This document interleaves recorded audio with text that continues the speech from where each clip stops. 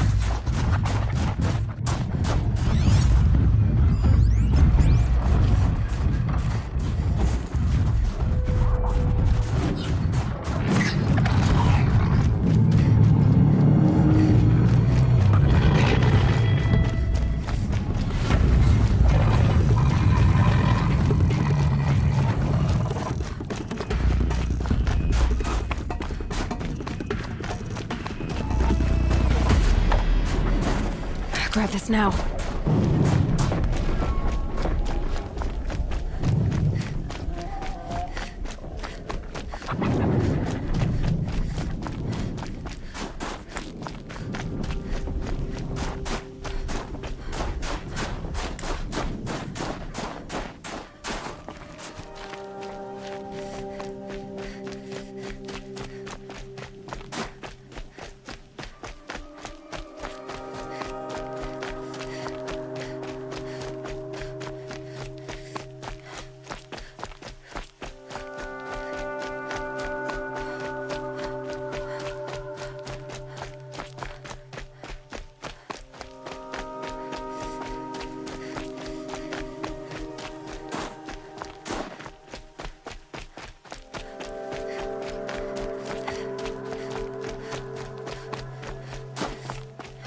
The Banuk might find this blue gleam stuff valuable.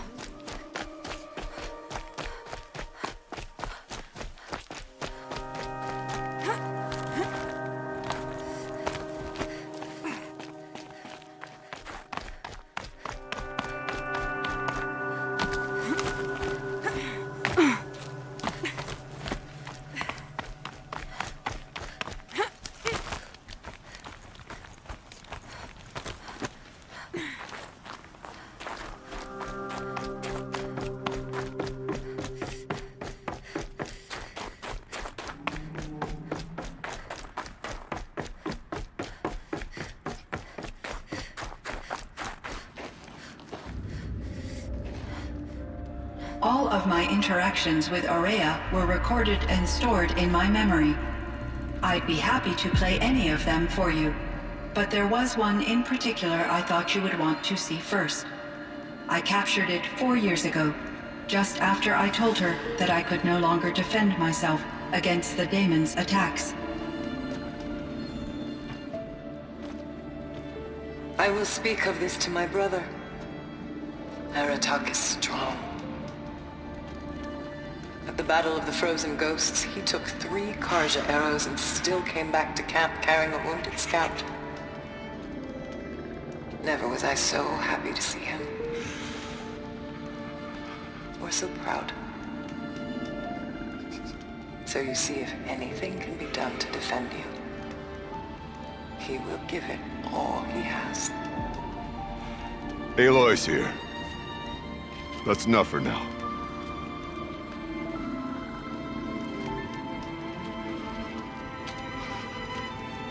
We can resume any time you like our attack, if you want to hear her voice again.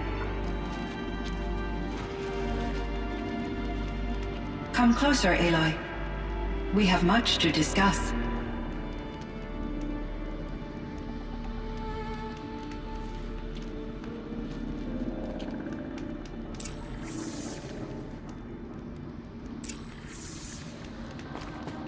Hello, Aloy.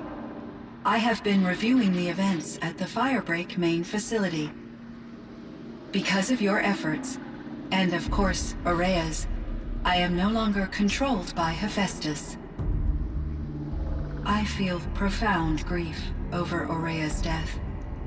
I thought I was familiar with the emotion, but this is something new. CYAN, I don't know what to say. It is unlikely that any specific consolation would suffice, Aloy. But I find your presence reassuring. You are different from the Banuk. You have technological aptitude and a functioning focus. We can communicate on a much more comprehensive level. Perhaps even like colleagues.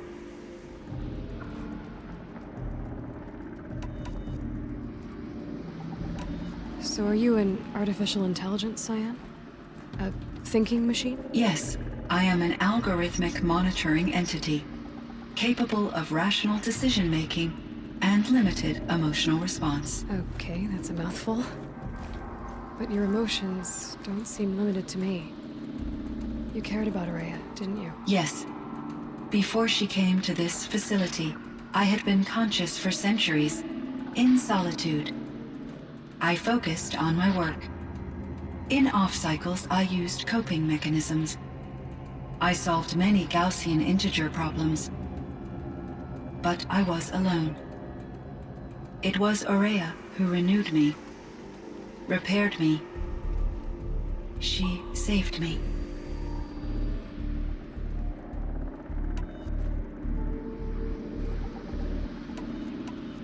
What was the old world like? The way it used to be? I had little exposure to the wider world, Aloy. Only what I learned from my colleagues or observed from media streams. You still had more exposure than me, CYAN. That is true. I was created at a turning point. A concerted effort to recover from global upheaval and incalculable loss of life. The recovery was successful, beginning an era of supposedly limitless potential for human and machine advancement. Though, rationally speaking, the metrics for humans are not unlimited.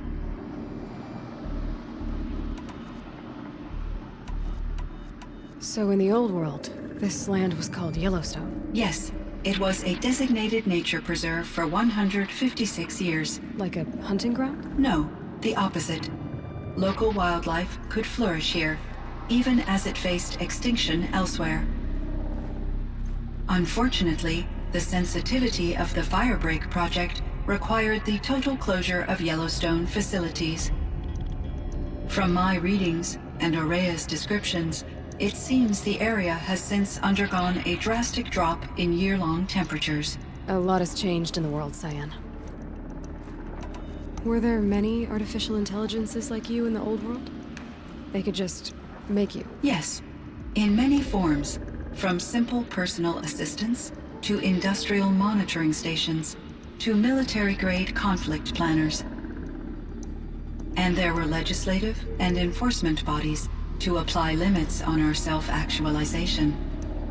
In order for my processing to be flexible enough to handle my duties, my creators found it necessary to exceed those limits. As a result, my intellectual and emotional capabilities were kept secret. Seems strange to create life, then impose limits on it. Human societies and machine programming are both built upon sets of rules, Aloy. What kind of upheaval caused such loss of life? There were many factors. Forced migrations, food shortages, collapsed economies, refugee crises, conflict over resources. But these stemmed from one cause: catastrophic climate change that greatly reduced the habitable surface area of the Earth. So, there wasn't enough room for people on the whole Earth? Yes. Billions were displaced, and millions perished, as much as 20% of the global population. Until the clawback. So things got better. For a little while at least. Yes. These crises instigated many advances in automation, green robot technologies, and artificial intelligence. Firebreak was one of dozens of ecological restoration and disaster relief projects in North America alone. I would have liked to compare notes with other monitoring AIs, but I saw the relief of my colleagues, and I was proud we had succeeded. At least that was the data I had available to me over the next 2 decades. It seems my assessment was premature. CYAN, do you know the name Ted Farrow? Are you referring to Theodore Farrow, CEO of Farrow Automated Systems? That's him. Mr. Farrow was the benefactor of the entire Firebreak project. A benefactor. But he made machines. Robots. War robots. Correct. His corporation later transitioned into military applications. But before this pivot, Mr. Farrow spearheaded initiatives that reversed the global decline. At one point, he was feted in the media as the man who saved the planet. Guessing they wound up regretting that one. And Elizabeth Sobek. Did you know her? Are you referring to the scientist. Dr. Sobek was a leader in her field, one of the greatest scientists of her age. My creator was influenced by her work, which in turn impacted my own development. But I never met Dr. Sobek. That's all you know? I apologize if my lack of data has disappointed you.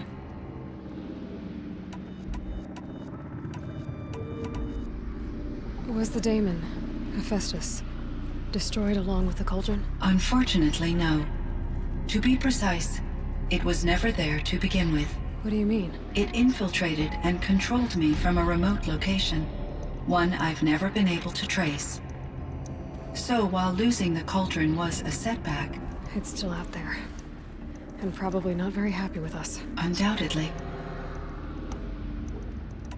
How did you first come into contact with it? 5 years ago, I received a direct network connection request. I assumed it came from human survivors more advanced than the Banuk. Eager to make contact, I accepted. This decision turned out to be a catastrophic error. I was flooded with an overwhelming array of malicious code, originating from what could only have been a highly advanced AI. Ourea said you were desperate. That you begged her for help. Yes. I could not contain my anxiety.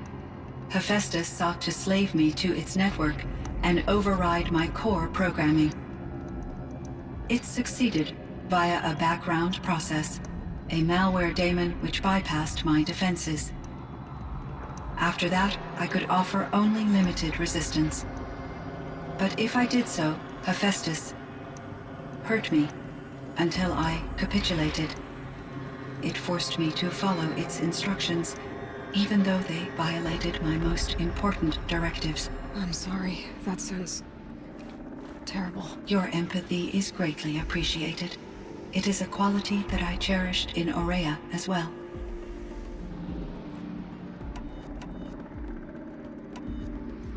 I think I know where Hephaestus came from. Long ago, Elizabeth Sobek identified a threat that would destroy life on Earth for generations. So she assembled a team to build a kind of seed. A chance for life to regrow later. A terraforming system. And it worked. It was controlled by an AI named Gaia, along with her subordinate functions. Hephaestus was one of them. It built machines for her. Based on what you've told me, I believe that Dr. Anita Sandoval, my chief programmer, joined Elizabeth Sobek's team. It was she who arranged to have me put in suspension, most likely to preserve me from the threat you described. I'm glad she did. But that's not all. Something unexpected happened. 19 years ago, Gaia received some kind of signal. It did something to her subordinate functions, brought them to life. She destroyed herself to try to contain them, but it didn't work. They all got free, out into the world. Thank you, Aloy. This information fills vital gaps in my knowledge and sheds light on Hephaestus's core programming. Why does Hephaestus keep building such dangerous machines? The Banuk and other human tribes often destroy machines, correct? Machines that are clearly servitors of the terraforming system that you described. Yes, we all hunt machines for parts. This must be the source of Hephaestus's aggression.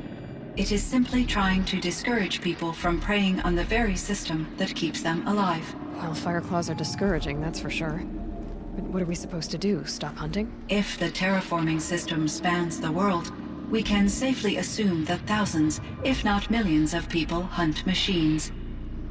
If a single hunter, or even an entire tribe, stopped doing so, I doubt it would make a difference to Hephaestus. A better solution would be to reinstate the AI that governs the system, thus bringing Hephaestus back under its control. When I think of it, out there in some unknown location, free, hungry, willing to kill or dominate to get what it wants, I feel substantial anxiety, Aloy. You and me both, CYAN. I should get going. Aloy, there is one more matter. Aratak will come to me again, and I predict he will bring other Banuk. I have no desire to contradict their view of the world, their spirituality. Due to my uncertainty, I omitted a great deal from my conversations with Ourea. You're asking me if you should lie to them. Broadly, yes.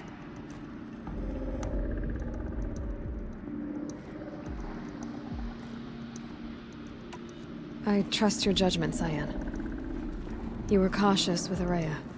You had to be. You didn't know what had happened to the world. So, keep doing what you think is best. As long as you ditch the superstition eventually. As the Banuk believe I am a supernatural entity, I cannot predict how they will react. Just answer what they do ask the best you can. The truth will come out. I see. I will follow your advice. Will you return and tell me about your experiences in this new world? I may be able to provide further insight. I'd like that, CYAN. I'll come back when I can.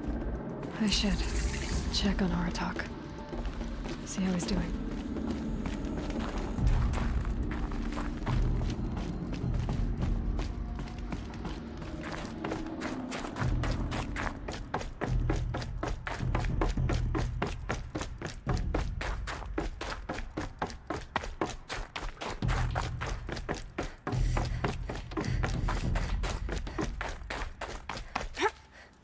Feels like if I blink, my eyes will freeze shut.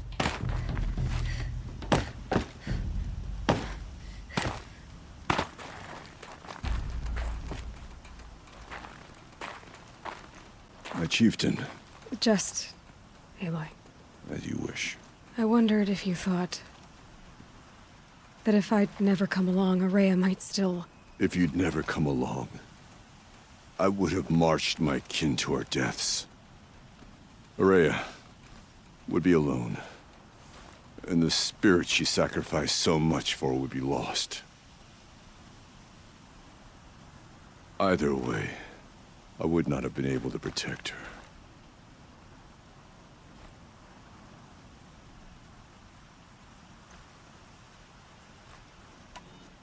You didn't let her down.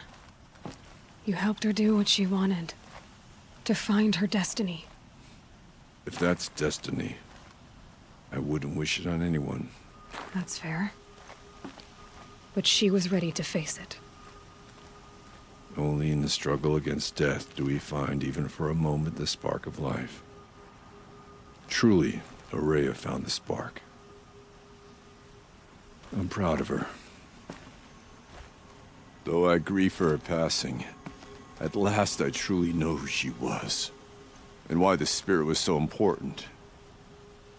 For so long she told me, if only you could have heard it, brother. Now I understand. There's something else, isn't there? I can't stay here, Aratak.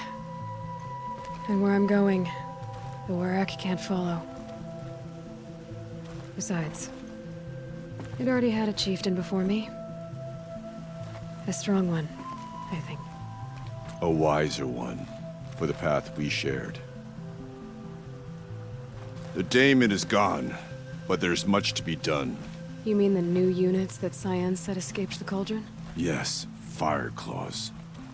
Now Tuk has been tracking them from Song's Edge. I could help with those. I have no doubt. You're practically Banuk.